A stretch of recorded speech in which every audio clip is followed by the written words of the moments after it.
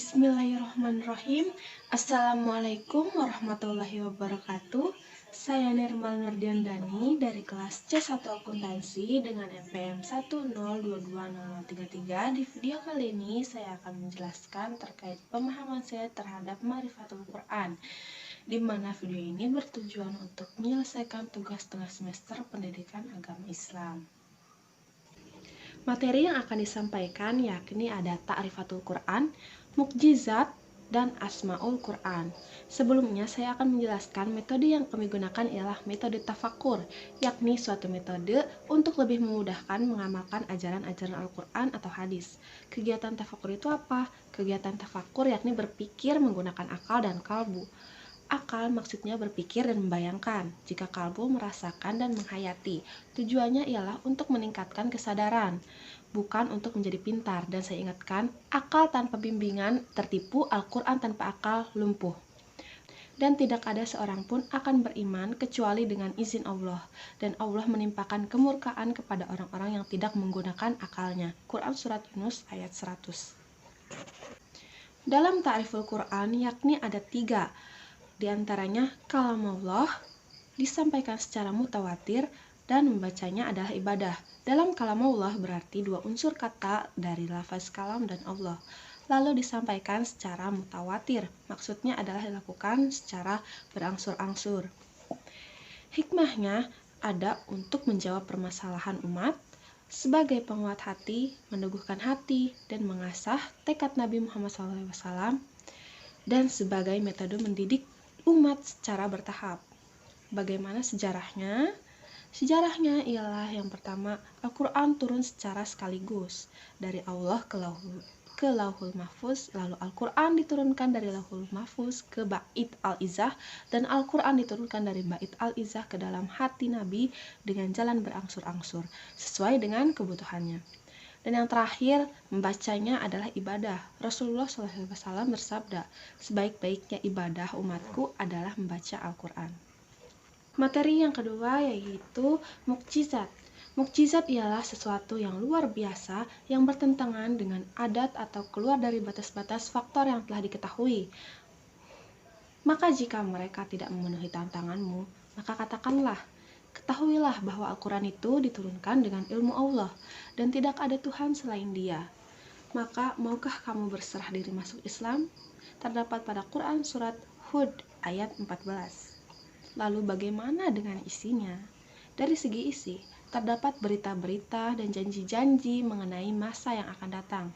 Juga terdapat pula faktor-faktor yang tidak mungkin diketahui manusia di tanah Arab pada saat waktu itu. Keistimewaan Al-Quran sebagai mukjizat yang dimiliki Nabi Muhammad SAW ialah Al-Quran diturunkan Allah dan langsung dipelihara olehnya. Terdapat pada Quran Surat Al-Hijr ayat 9. Lalu Al-Quran tidak turun sekaligus, yakni ada periode Mekah dan Madinah.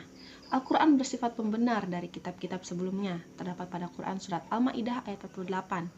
Dan yang terakhir, berlaku untuk seluruh umat manusia, terdapat pada Quran Surat Al-Furqan ayat 1. Bagaimana cara untuk mulia dengan Al-Quran? Yang pertama, Al-Quran diturunkan melalui malaikat Jibril. Lalu dari malaikat Jibril turun ke dalam hati Nabi Muhammad SAW. Dari Nabi diberikan untuk umat semesta alam di kota Mekah dan Madinah, selalu di bulan Ramadan, di malam Lailatul Qadar, dan menggunakan bahasa Arab.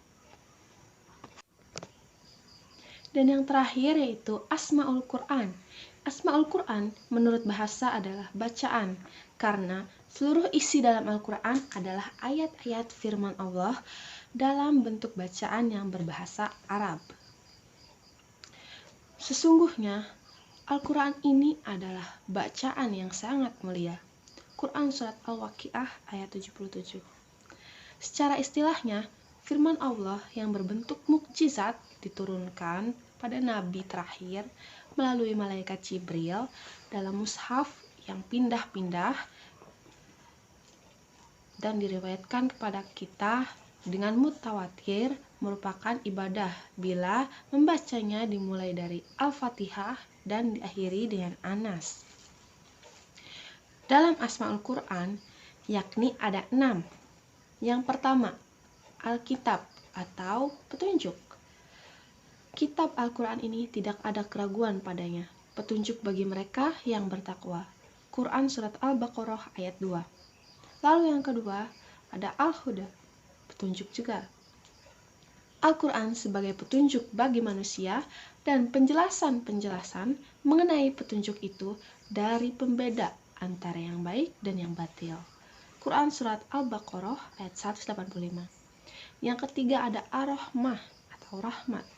Al-Quran menjadi penawar dan rahmat bagi orang-orang yang beriman. Quran Surat Al-Isra ayat 82. Yang keempat ada An-Nur atau cahaya. Sesungguhnya telah datang kepadamu cahaya dari Allah dan kitab yang menerangkan. Quran Surat Al-Ma'idah ayat 15. Yang kelima ada Ar-Ruh atau ruh. Kami menjadikan Al-Quran itu cahaya yang kami tunjuki dengan dia siapa yang kami kehendaki di antara hamba-hamba kami. Quran Surat Asy-Syu'ara ayat 52. Dan yang terakhir, keenam, Asy-Syifa atau penyembuh. Telah datang kepadamu pelajaran dari Tuhanmu dan penyembuh bagi penyakit-penyakit yang berada dalam dada, petunjuk serta rahmat bagi orang-orang yang beriman. Quran Surat Yunus ayat 57. Sekian pemahaman saya terkait Ma'rifatul Quran. Kurang lebihnya mohon dimaklumi. Terima kasih telah menonton video ini hingga selesai. Wassalamualaikum warahmatullahi wabarakatuh.